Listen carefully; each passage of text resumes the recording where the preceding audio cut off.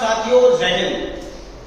मैं आपका अपना महेश और प्यारे साथियों, एक फौजी होने के नाते और आपको मैं फौजी बनाने जा रहा हूं सभी को, तो मुझे ये उम्मीद है कि फौजी होने के नाते या भावी देश के सैनिकों को ये पता होना चाहिए कि युद्ध होना चाहिए या नहीं होना चाहिए। 22 अप्रैल को जो घटना हुई पहलगांव के ऊपर या पहलगांव में, उसके बाद सबको ये लगता है कि हमें पाकिस्तान को उड़ा देना चाहिए। कोई कहता है एटम बम डाल देना चाहिए, कोई कहता है कि मुसलमानों से नफरत करनी चाहिए। तो क्या करना चाहिए या क्या नहीं करना चाहिए, आपको और हमको ये समझना बहुत जरूरी है, क्योंकि आप देश के भावी सैनिक हैं और मैं देश का पूर्व सैनिक। तो हम सब की ये जिम्मेदारी बनती है, क्या ये युद्ध होना चाहिए, क्या मुसलमानों से नफरत करनी चाहिए, क्या जम्मू कश्मीर में रहने वाला प्रत्येक मुसलमान आतंकवादी है, क्या जम्मू कश्मीर के नेता आतंकवाद को पनाह देते हैं, या कौन से वो एजेंट हैं जो हमारे देश को अंतरराष्ट्रीय स्तर पर बर्बाद करना चाहते हैं। प्यारे साथियों, आज इस वीडियो के अंदर, इस एपिसोड में वो सारी चीजें डिस्कस करेंगे जो आपके मन को बार बार परेशान करती है। मुझे पता आपके सबके मन में जोश है और होना भी चाहिए। एक भारतीय होने के नाते आपके अंदर ये जोश होना भी चाहिए, क्योंकि हमला कोई छोटा नहीं है। हमला निर्दोष लोगों के ऊपर है, हमला भारत के स्वर्ग के ऊपर है, हमला भारत के मुकुट के ऊपर है। और अगर हमें जोश नहीं आता, अंदर आग नहीं लगती, तो फिर हम कैसे जीते। लेकिन निर्दोष लोगों को भी सजा नहीं मिलनी चाहिए। प्यारे साथियों, इस वीडियो को सुनने के बाद आपके मन में काफी सारे भाव चेंज होंगे, मुझे उम्मीद है। मैं आपको बताना चाहता हूं कि आखिर जम्मू कश्मीर की सिचुएशन ऐसी क्यों हुई और ये क्या कारण है। आपको बताएं दोस्तों, हम आज जो बात कर रहे हैं जम्मू एंड कश्मीर के बारे में, बहुत से लोगों के मन में है कि जम्मू कश्मीर भारत का ताज तो है, भारत का ताज तो है, लेकिन इस ताज की भारत सुरक्षा क्यों नहीं कर पा रहा। साथियों, आतंकवाद 2019 से पहले, मैं अगर बात करूं अगस्त 2019 से पहले की, तो जम्मू कश्मीर में आतंकवाद चरम सीमा पर था, काफी आतंकवाद था। लेकिन जैसे ही अगस्त 2019 में धारा 370 को हटाया जाता है, किसको हटाया जाता है, धारा 370 को हटाया जाता है, तो जो देश विरोधी लोग थे उन्होंने इसका विरोध किया। क्या किया?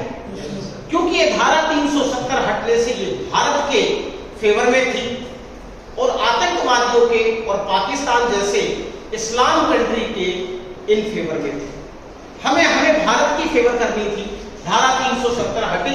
अब उसके बाद बदलाव क्या होता है जम्मू कश्मीर में, आप समझिए। आपको पता है कि जम्मू कश्मीर में आतंकवाद का सबसे बड़ा कारण था बेरोजगारी। मानते इस बात को? क्या था? दोस्तों, वर्ष 2019 के अंदर जम्मू कश्मीर के अंदर टूरिज्म, अगर आप इस फैक्टर पे डालेंगे तो करीब कितना था, 20 लाख के आसपास। कितना था? वर्ष 2019 में टूरिज्म कितना था? 20,000। लेकिन 20,000 जो टूरिज्म था भारत का जम्मू कश्मीर में, इसका मतलब लोगों के पास रोजगार कम था या ज्यादा था? कम था। लेकिन धीरे धीरे वर्ष 2024 आते आते ये टूरिज्म, ये मैं 2020 की बात कर रहा हूं, 2019 की, और दोस्तों 2024 आते आते टूरिज्म पहुंच गया 2.3 करोड़। क्या पहुंचा? 2.3 करोड़। इसका मतलब जम्मू कश्मीर को रोजगार मिला या नहीं मिला? होटल ज्यादा बने कि नहीं बने? इतना भी हो चुका था कि जम्मू कश्मीर के अंदर जब पूरे होटल बुक हो जाते थे, तो लोग अपने गांवों के अंदर, अपने घरों के अंदर स्पेशल रूम बना दिया करते थे कि टूरिस्ट आएगा और कहां पे रुकेगा? मेरे घर में रुकेगा, मेरे गांव में रुकेगा। क्योंकि टूरिज्म बढ़ चुका है, चाहे वो गुलमार्ग का हो, चाहे वो पहलगाम का हो, चाहे वो सोनामार्ग का हो, चाहे वो लद्दाख का हो, कहीं का भी हो, टूरिज्म ज्यादा बढ़ चुका। अब जो लोग 500-500 रुपए लेके सेना के ऊपर पत्थर मारते थे, क्या मारते थे? अब उन लोगों को भारत की सरकार ने टूरिज्म के माध्यम से क्या दे दी? नौकरी। अब टूरिज्म के माध्यम से युवाओं को जब नौकरी मिली तो उनको 500 रुपए लेके पत्थर मारने वाले युवा नहीं मिले। किनको? जो आतंकवाद को बढ़ावा देते थे। अब उनके पेट में दर्द तो होगा या नहीं होगा? बताइए आप, होगा कि नहीं होगा? क्या उनको वो युवा मिलेगा भी 500 रुपए के पत्थर दे? मिलेगा? नहीं मिलेगा, क्योंकि वो कहानी बोल हो चुका है।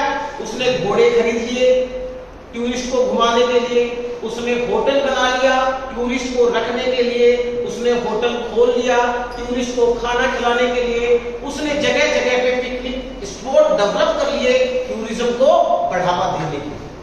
इससे करीब करीब 6% जीडीपी किसकी बढ़ रही दोस्तों? जम्मू एंड जब जीडीपी जम्मू कश्मीर की बढ़ेगी तो इसका मतलब देश की जीडीपी भी बढ़ेगी नहीं बढ़ेगी? अब इस बात से जो अलगाववादी नेता थे, सेपरेटिस्ट लीडर थे, जो चाहते थे, कभी नहीं चाहते थे कि जम्मू कश्मीर में शांति हो, कभी नहीं चाहते थे कि जम्मू कश्मीर के अंदर मुस्लिम और हिंदू सेना और वहां की आवाम एक साथ रहे, वो कभी नहीं चाहते थे। अब उनकी कमर टूट गई, क्योंकि टूरिज्म का कितना बढ़ चुका है अभी? 2.3 करोड़ 20 लाख से कितना बढ़ गया? कितना गुना? लगभग 20 गुना, लगभग 20 गुना ज्यादा टूरिज्म बढ़ गया। टूरिज्म बढ़ गया। अब ये धीरे धीरे धीरे धीरे क्या होने लग गया कि वहां के जो लीडर थे, जो पाकिस्तान से सपोर्ट मांगते थे, जो आतंकवादियों से सपोर्ट मांगते थे, उनको पेट में दर्द होना शुरू हो। अब मुझे बताइए आप, अब एकदम झटका लगा कितनी तारीख को? 22 अप्रैल। अब 22 अप्रैल को जब झटका लगा तो जो 90% टिकट्स थे जम्मू कश्मीर जाने वालों के, वो क्या हो गए? अब 90% जो टिकट कैंसिल हुए तो टूरिज्म घटा या बढ़ा? घटा या बढ़ा? जब टूरिज्म घटा तो जम्मू कश्मीर की जीडीपी घटी या बढ़ी? तो जो लोग आतंकवाद को बढ़ावा देते थे, उनके मंसूबे कामयाब हुए या नहीं हुए? बताइए आप। नहीं हुए? जोश में नहीं हुए? नहीं हुए? मंसूबे कामयाब हुए नहीं हुए? जो वो चाह रहे थे वो हो गया कि नहीं हो गया? क्योंकि टूरिज्म घट गया। अब जब टूरिज्म घटेगा तो युवा क्या होंगे? बेरोजगार। होटल क्या हो जाएंगे? जिन घोड़ों से वो टूरिस्ट को घुमाते थे, अब वो घोड़े खड़े, उनको खिलाएंगे, वो भी अपनी जेब से खिलाना पड़ेगा। जो पिकनिक स्पॉट्स थे वो पूरे बर्बाद हो जाएंगे नहीं हो जाएंगे? अब चारों तरफ भारतीय सेना ने कब्जा कर लिया। अब टूरिज्म पूरा कहां चुका है? लो स्तर पे। जब टूरिज्म लो स्तर पे आएगा तो क्या होगा? भारत सरकार के बीच में और कश्मीरियों के बीच में दोस्ती बढ़ेगी घटेगी? घटेगी बढ़ेगी? बढ़ेगी? घटेगी। क्यों घटेगी? क्योंकि वो लोग बेरोजगार। क्या वापस हमें टूरिज्म को बढ़ावा देना चाहिए कि नहीं देना चाहिए? टूरिज्म को जरूर बढ़ावा देना चाहिए। भारत के लोगों को जम्मू कश्मीर जाना बंद बिल्कुल भी नहीं करना चाहिए, ताकि उनके मंसूबे कामयाब नहीं हो। ये बात तो सही है, यहां तक सही है। अब दोस्तों दो फैक्टर हैं, एक है पाकिस्तान, इस चीज को समझना, और एक है कश्मीरी मुसलमान। ये दो फैक्टर हैं। पाकिस्तान भारत की तरह लोकतांत्रिक देश नहीं है। पाकिस्तान भारत की तरह लोकतांत्रिक देश है नहीं है। मैं आपको यहां से समझाता हूं। एक तरफ कौन है? और दूसरी तरफ कौन है? कश्मीरी मुसलमान। ये कश्मीरी मुसलमान सारे के सारे भारत के साथ हैं। कश्मीरी मुसलमान सारे के सारे भारत के साथ क्यों है? क्यों है बताइए? क्योंकि उनको हमने क्या दिया है? रोजगार दिया था। किसके माध्यम से? भाई जिसको दोनों टाइम की रोटी मिल रही है, जिसका घर टूरिज्म से चल रहा है, वो भारत के खिलाफ होगा या पक्ष में होगा? होगा कि नहीं होगा? पहले ये लोग दर दर भटकते थे, लेकिन टूरिज्म जैसे ही बढ़ा तो उनको दर दर भटकना पड़ा। तो कश्मीरी मुसलमान किसके साथ है? क्या चाहते हैं? अब ये बात पाकिस्तान को पसंद है नहीं। पाकिस्तान के पेट पे दर्द हुआ, यार देखो मोदी जी बहुत कामयाब हो गए, वहां के युवा तो सारे के सारे भारत के पक्ष में हो गए कि नहीं हो गए? क्योंकि पाकिस्तान के तो पहले पेट में बच्चा है। कैसे बताओ? एक बच्चा तो डिलीवर होने वाला है, जिसका नाम क्या है? बलूचिस्तान। वो तो पहले से ही पाकिस्तान की ट्रेन को हाईजैक कर लेता है। प्लेन हाईजैक तो तुमने सुना होगा, साला जिस देश की ट्रेन हाईजैक हो रही हो वो देश क्या है? वो तो कचरे के डब्बे में डालने वाला है। जिस देश की ट्रेन हाईजैक है, जिस देश को विश्व में एक भी कंट्री सपोर्ट नहीं कर रही, उसकी हालत कैसी होगी? और जिस देश में आटा 600 से 800 रुपए किलो है और भारत में 32 से 35, 600 रुपए किलो का आटा खा सकते हैं भिखारी? तो क्या हाल होगा? भुखमरी फैलेगी। अब इसका फायदा किसने उठाया? वहां के जनरल, पाकिस्तान के जनरल आसिफ। ठीक है, अब जनरल आसिफ क्या चाहता है, इसकी समझना प्रॉब्लम है। ये बंदा चाहता है कि जो वहां का लोकतंत्र है उसको 3 तरीके से चलाती वहां की सरकार। सरकार का रास्ता अलग होता है, विपक्ष का रास्ता अलग होता है, और वहां की सेना का रास्ता अलग होता है। सेना ने पाकिस्तान के ऊपर कब्जा कर रखा। किसने? इसका मतलब क्या पाकिस्तान एक डिसीजन ले सकता है? लेकिन भारत में क्या है? एक डिसीजन। हमारी विपक्ष की सारी पार्टियां भी क्या हो चुकी है? हमारे मुसलमान भी क्या हो चुके हैं? सब किसके खिलाफ है? और पाकिस्तान खुद बटा हुआ है, क्योंकि अब वो वहां का जो जनरल है वो आर्मी का चीफ कम और आतंकवादियों का चीफ ज्यादा हो चुका है। बात समझ में आई? उसके बाद अब मोदी जी ने कमर किसकी तोड़ी? पाकिस्तान की। क्योंकि कौन सी संधि थी? 1960 वाली सिंधु जल। अब सिंधु जल समझौता 1960 में हुआ 3 नदियों के ऊपर। कौन कौन सी? सिंधु, झेलम और चिनाब। क्या? सिंधु, झेलम और चिनाब। और उसका 80% पानी पाकिस्तान को मिलता था और 20% पानी ऐसा 1960 के सिंधु जल समझौते में लिखा हुआ था। लेकिन भारत ने इसको स्थगित कर दिया, यानी सस्पेंड कर दिया। भारत चाहे तो पानी दे, भारत चाहे तो पानी ना दे।